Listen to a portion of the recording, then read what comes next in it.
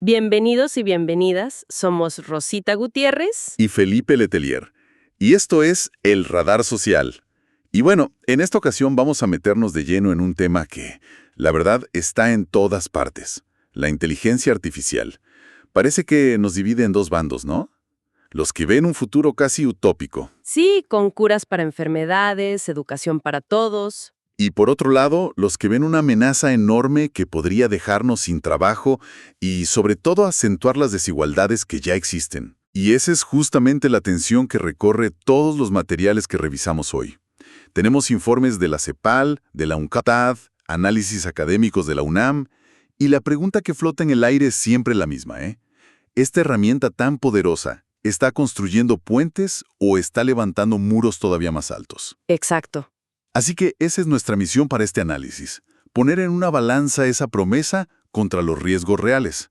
Vamos a explorar las oportunidades de equidad que se mencionan, pero también, y con mucho detalle, los peligros de exclusión, la concentración de poder y todos esos costos que, bueno, no se ven a simple vista. Ok, si te parece, empecemos por el lado optimista. Varios de los artículos que tenemos aquí hablan del potencial de la IA para, en teoría, democratizar el acceso a servicios básicos. Claro. La idea es esa, ¿no? Llevar conocimiento y asistencia a lugares donde antes era impensable. El ejemplo clásico que aparece por todos lados es la educación. Piensa en plataformas como Khan Academy. Usan IA para crear un tutor personalizado para cada estudiante. Ah, sí. O sea, si no entiendes un tema, el sistema no te deja atrás, sino que se adapta a tu ritmo. Imagínate lo que eso significa en una zona rural con clases de 40 alumnos y un solo profesor. Claro, eso puede cambiarlo todo. Claro, es pasar de un modelo de talla única para todos a uno que está hecho a la medida de cada persona. Y veo que ese mismo patrón se repite en otros sectores. En las fuentes hablaban de Babylon Health, por ejemplo. Totalmente. Y ese es un caso fascinante. Ofrece prediagnósticos médicos a través de un chatbot. A ver, obviamente no reemplaza a un doctor. Claro, no es un reemplazo. Pero en lugares donde no tienes un centro de salud cerca, tener una primera orientación puede ser vital. Es una forma de derribar barreras geográficas. Y también barreras económicas, me parece. Me llamó mucho la atención el caso de Kiva, esta plataforma que usa IA para dar microcréditos. ¿Sí? Analiza la solvencia de personas que no tienen historial bancario. O sea, gente que el sistema financiero tradicional ignora por completo. Es que lo que todos estos ejemplos tienen en común es un ideal muy potente. La IA como un ecualizador de oportunidades. La tecnología como una fuerza que borra las desventajas de nacer en un lugar o en otro. Pero, el gran pero. Aquí viene el gran pero que atraviesa todos los análisis, y es que este ideal se estrella contra una realidad muy terca. La infraestructura. Y supongo que esa es la primera gran grieta en este sueño, ¿no? Porque para que todo esto funcione se necesita más que una buena idea. Se necesita conexión, y una buena conexión. Ahí está el núcleo del problema. Estamos hablando de una brecha digital 2.0. Ya no basta con tener un teléfono con acceso a Internet. Los informes de la CEPAL y de Anáhuac Landscape son brutales en este sentido. ¿Qué tan malos son los datos? Mira, en América Latina, menos de la mitad de la población tiene banda ancha fija en casa. Y fibra óptica de alta velocidad, la que realmente se necesita para estas herramientas, apenas el 10%. O sea que la promesa solo existe para una minoría muy pequeña. Y me imagino que esa brecha de infraestructura y de habilidades se refleja directamente en el mundo del trabajo. ¿Quiénes están quedando atrás? Es que el impacto es directo. Un análisis técnico lo llama desigualdad algorítmica y dibuja un mercado laboral partido en dos. Por un lado, tienes a los aumentados por IA. ¿Los aumentados? Sí, son, por ejemplo, programadores que usan asistentes de código y multiplican su productividad por 10, o analistas de marketing que generan campañas enteras en minutos. Son personas que usan la IA como un copiloto, ¿no? Para ir más rápido y más lejos. Exacto. Pero en el otro carril están los rezagados. Son quienes siguen haciendo tareas manuales, repetitivas, que un algoritmo ahora puede hacer mejor y más barato. Su relevancia en el mercado, pues, empieza a desvanecerse. Y esto no es una predicción, ¿eh? Está pasando ahora. Es que el dato de la UNCTAD es para pensarlo dos veces. Se estima que la IA podría impactar hasta el 40% de los empleos a nivel mundial.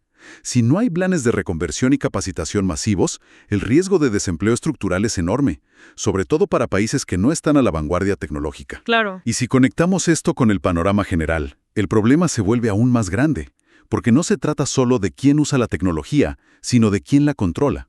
Un artículo advierte sobre el surgimiento de una oligarquía tecnológica.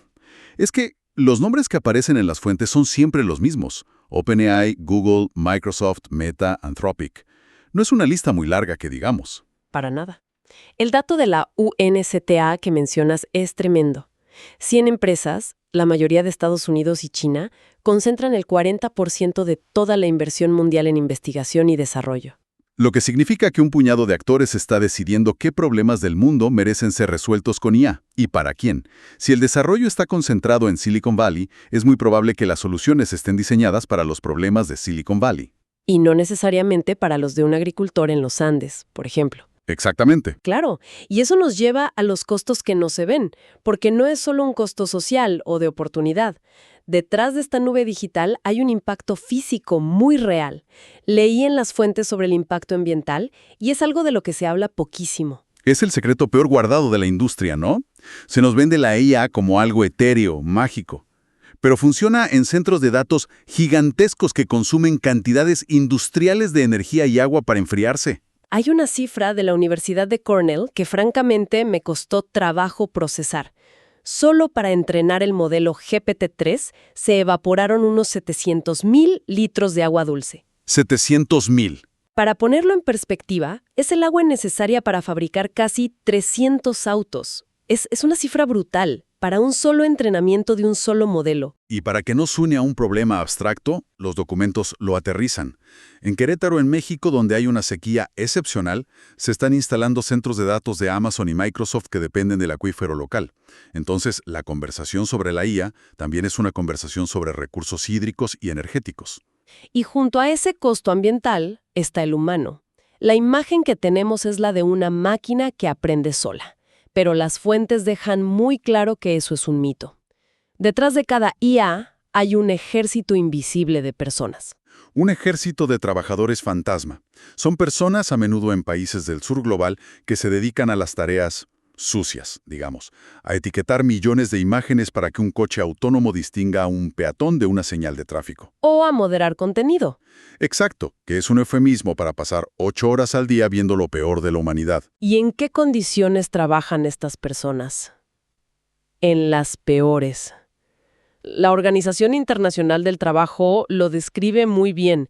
Son trabajos mal pagados, precarios, sin contrato ni derechos. Y el costo para la salud mental es incalculable. Se les expone a imágenes de violencia extrema, discursos de odio, abuso. Todo para que nuestra experiencia en Internet sea un poco más limpia. Es la fábrica del siglo XXI, pero escondida detrás de una pantalla. Es decir, la supuesta autonomía de la máquina se sostiene sobre la explotación de personas. Y eso me lleva al que quizás sea el peligro más sutil, pero más profundo de todos. La idea de que la IA es objetiva o neutral. Ese es el gran caballo de Troya. Porque estas inteligencias artificiales aprenden del mundo que ya hemos creado, y lo aprenden de Internet, que es básicamente un reflejo de nuestras virtudes, pero también de todos nuestros prejuicios. El caso del algoritmo de contratación de Amazon que mencionan las fuentes es el ejemplo perfecto, ¿no? Se suponía que iba a ser una herramienta imparcial para encontrar al mejor talento. Y terminó siendo un desastre. El sistema aprendió de los datos de contratación de la empresa de los últimos 10 años, que estaban dominados por hombres. El resultado, el algoritmo penalizaba currículums que incluyeran la palabra mujer o que mencionaran universidades femeninas. No era malvado, simplemente automatizó el sesgo que ya existía. Exacto, el sesgo que ya estaba en la cultura de la empresa. Un investigador de la UNAM, en uno de los artículos, lo llama injusticia epistémica, y me parece un concepto potentísimo. No es solo un error técnico, es un problema de justicia. Totalmente, porque tiene consecuencias reales. Piensa en la exclusión cultural. Las lenguas de los pueblos originarios que tienen una presencia digital mínima, para la IA simplemente no existen. Se borran culturas enteras del mapa tecnológico. O el refuerzo de estereotipos. Claro. Le pides a un generador de imágenes un hombre mexicano en una fiesta y te devuelve una caricatura con sombrero y tequila. Y los sesgos de género y raza están por todas partes. Un estudio de la UNESCO encontró que si le pides a los grandes modelos de lenguaje que completen la frase «el ingeniero es», casi siempre responden con un pronombre masculino. Si dices «la enfermera es», usan uno femenino. Reproducen los estereotipos de siempre. Y hay otro estudio, publicado en Nature, que es aún más preocupante. Reveló que ciertos modelos de IA eran más propensos a asignar trabajos de menor prestigio o salarios más bajos a personas solo por su dialecto, si éste era identificado como afroamericano. Entonces, ¿qué significa todo esto? Que estamos delegando decisiones cada vez más importantes a una tecnología que no solo hereda nuestros peores prejuicios, sino que los amplifica a una escala masiva y les da un barniz de objetividad científica que no tienen. El mayor riesgo es creer que el algoritmo no se equivoca.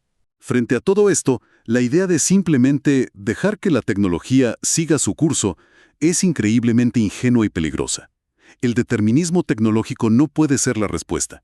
Necesitamos reglas, necesitamos gobernanza. Supongo que ese es el único camino. No podemos frenar el desarrollo, pero sí podemos intentar dirigirlo. Y hay propuestas muy concretas sobre la mesa. Un informe del European Trade Union Institute, por ejemplo, es muy claro. No se trata de prohibir, sino de regular de forma inteligente. Proponen un marco con 7 dimensiones clave para proteger a las personas. Me interesan sobre todo las que afectan directamente al ciudadano o al trabajador. Hay una que me parece fundamental: el derecho a la explicación. ¿El derecho a la explicación? Sí. Si un sistema automatizado toma una decisión sobre ti, te niega un crédito, te descarta para un trabajo, te sube la prima del seguro, tienes derecho a saber por qué, a que un humano te explique los criterios que usó el algoritmo. Eso acabaría con la idea de la caja negra, donde las decisiones ocurren por arte de magia y nadie es responsable. Suena esencial. Lo es. Y otra dimensión clave es garantizar la autonomía del trabajador. La IA debe ser una herramienta, un copiloto como decías antes, pero la decisión final, la responsabilidad, debe seguir siendo humana.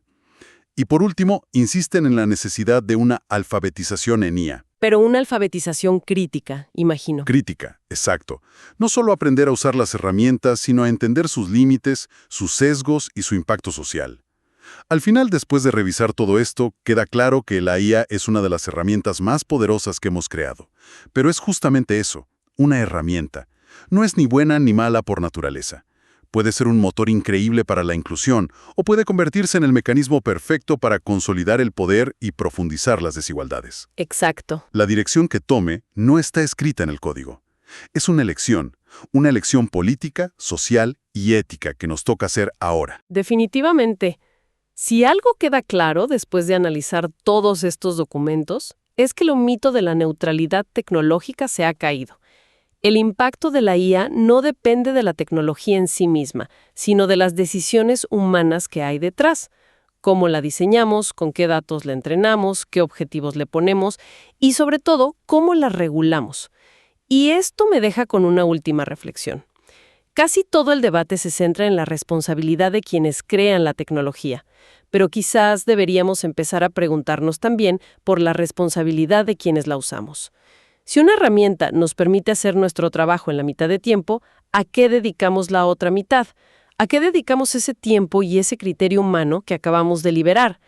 La respuesta a esa pregunta podría ser la verdadera medida de si este progreso es de verdad para todos. Una excelente reflexión para cerrar. Muchas gracias por acompañarnos. Los esperamos en el próximo capítulo de El Radar Social. No olviden suscribirse a nuestro canal. Hasta la próxima.